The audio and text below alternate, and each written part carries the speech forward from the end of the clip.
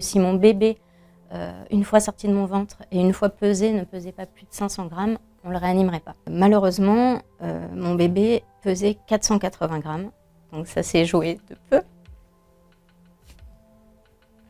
Je m'appelle Émilie Meunier, j'ai 36 ans, je suis journaliste et je viens de perdre un bébé au début du 6e mois de grossesse des suites d'un placenta prévia.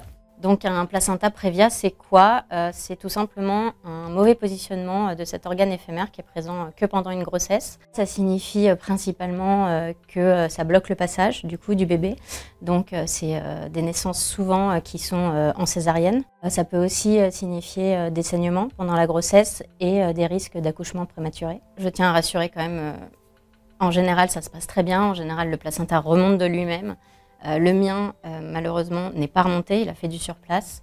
Et quand un placenta prévia connaît des complications, là par contre ça peut être extrêmement grave et j'en ai fait l'amère expérience. Donc ma première grossesse s'était très bien déroulée et là pour cette deuxième j'ai senti un peu tout de suite qu'il y avait quelque chose qui clochait. Et au bout de 2 mois et demi en Italie, j'ai eu mes premiers petits saignements.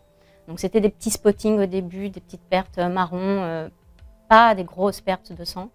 Mais assez inquiétant pour aller faire des petits séjours aux urgences. C'est à peu près, je dirais, vers les 3 mois et demi de grossesse qu'on a mis un mot, qu'on a posé le diagnostic sur un placenta prévia. De là, s'en est suivi énormément d'allers-retours aux urgences parce que dès que je saignais rouge, il fallait que j'aille vérifier que tout allait bien.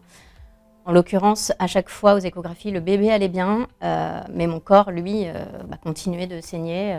J'ai donc passé la plupart de ma grossesse allongée à l'hôpital, dans un service de maternité à haut risque. Donc là, on est clairement sur une grossesse avec une épée de Damoclès au-dessus de sa tête. J'ai rompu la poche des os autour des 24 semaines. Malheureusement, quelques jours après donc avoir rompu la poche des os, j'ai senti un peu de travail dans mon ventre, comme des petites contractions, c'était très léger. Je sens quelque chose pendre. Et donc, j'ai fait ce qu'on appelle une procidence du cordon.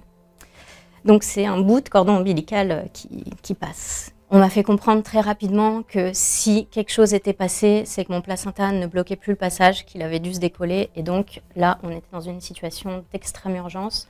Il y avait un risque vraiment accru de mortalité fœtale et maternelle. En, je dirais, 3 minutes chrono, j'étais nue, allongée sur un brancard en train de me faire ouvrir le ventre avec une anesthésie générale.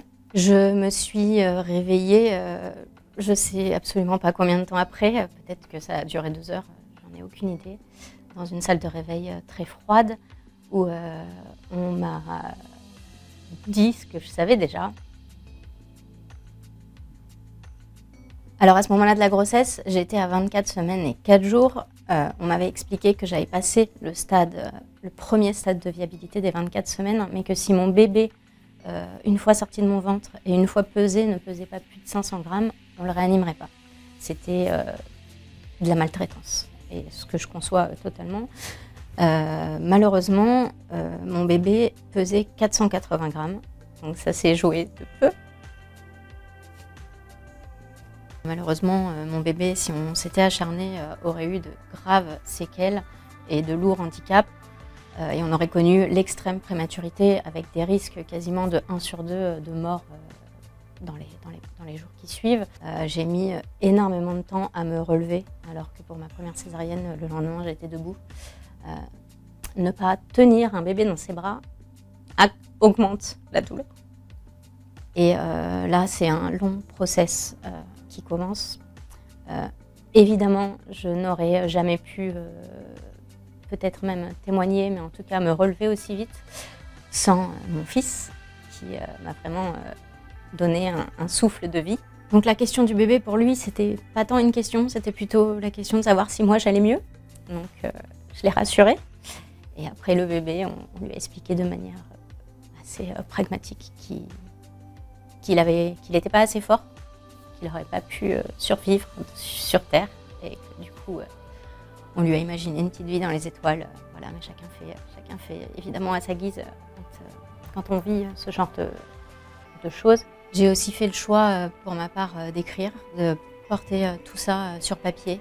J'ai aussi monté une page Instagram sur le sujet. Enfin, voilà, j'ai voulu partager, j'ai voulu recueillir d'autres témoignages de femmes, j'ai voulu qu'on soit ensemble. Un placenta prévia, c'est du pur hasard, donc ça peut arriver à n'importe qui.